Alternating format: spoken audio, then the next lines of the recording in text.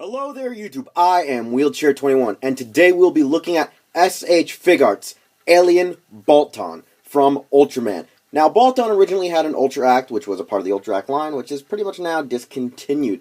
And the weird thing about Baltan is this one is using its first incarnation, whereas I believe the original Ultra Act used its second incarnation, meaning this Baltan has really no accessories outside of its articulation and its mandible claws, as you can see on the back of the box. So for once, we don't actually have to go right into the accessory count, I should say, actually having me open it, so we get the chance to loosely look at this beautiful artwork. Upon removing Alien Baltan from its box, one can easily see that it uses wonderful colors and details throughout its entire design and mold.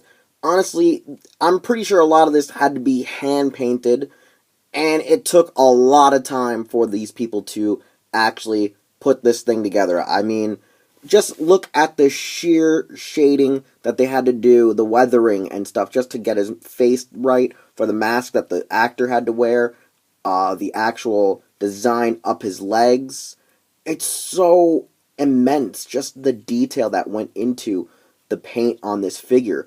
It is overly impressive, probably one of the most impressive Figuarts to date due to the exemplary paint work on this figure. And it's just beautiful.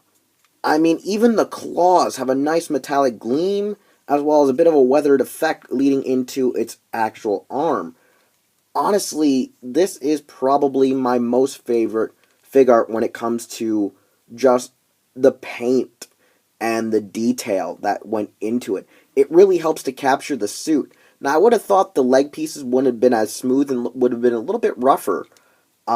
Just that seems to be how I thought most Baltans were, was that their entire body was rough, or at least had like a very bug and crustacean like design to them. No, the legs are very smooth, almost like stockings or just regular slacks, like skin tight slacks or whatever, or I guess whatever you want to call them, whatever type of material they were actually used for the suit and design overall.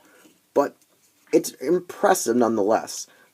Now, its actual points of articulation are varied. I mean, the ankle isn't much there. It's not much to be applied. The knees, very well done. Normal knees. Hips are a little bit hindered due to the skirt that it has, but it does get up all the way for a 90-degree angle. Just doesn't go all the way out. Very hard to actually split his legs. His abdomen guard here, this is kind of loose at times to protect his abdomen joint, but it does give you a wide range, allowing it to move back and forth. Really good. It has a shoulder joint, which doesn't really let it go out much, which is kind of shit. It's bicep joint, pretty much. Elbow joint, and the claws do open. Now, the left one seems to open the most, and inside one can see it's just hollow, and very nice, very good. The right one is a little tighter, and it doesn't really want to open all the way. The instructions say you pull it out a bit, and then you can open it, but I just don't think that this one really can go as wide as the left. The face is probably one of the best parts about the figure, even though it's kind of beard-like piece that's molded on does hinder it and does not allow it to really turn.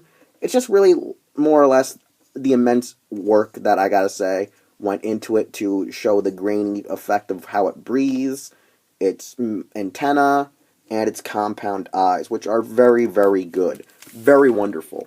Now, comparing it to our Figuarts Ultraman, who I gotta get out, just one second.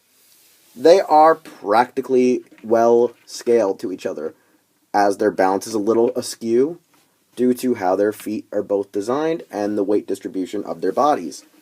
Honestly, Baltan has always been slightly taller than Ultraman, mostly due to its enormous head, as well as the crest or antennas on the top of it.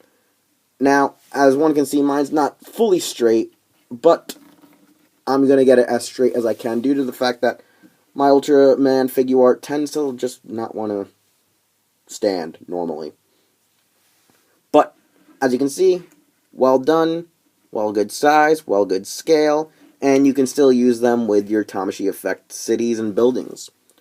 Overall, one hell of a purchase. Now for my final evaluation, S.H.Figuarts Alien Baltan is a superior figure than its Ultract. I should know because, well, mine broke. I didn't even review it.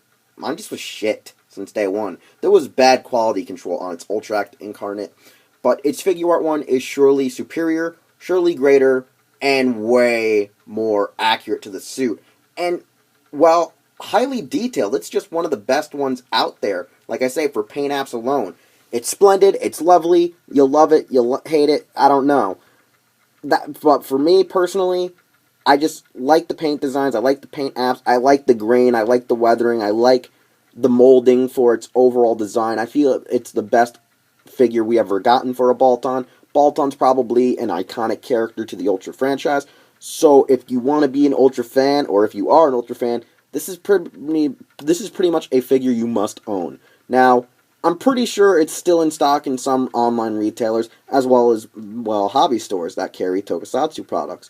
So I would say check out stuff like CS Toys, Hobby Link Japan, Ami Ami, Hobby Search, Amazon, and probably, like I say, hobby stores. You never know what it could be in, say, a Barnes & Noble, Image Anime, so on and so forth. So be on the lookout. I'm still on the lookout for getting my hands on a Zeton, since a lot of the pre-orders just got out of my grasps. Anyways, like I say, I'd really recommend it, but if you're one of those guys who wants accessories, this is not for you. Anyways, I'm Wheelchair21. You can find this video here on my channel, over at Hirotaku.com first, where it's a limited exclusive, other than my channel, and then you see it on HeroClub.com. You can follow me on Twitter, and you can follow me on Instagram for more updates and more, well, interesting tidbits about Tokusatsu and what I'm up to.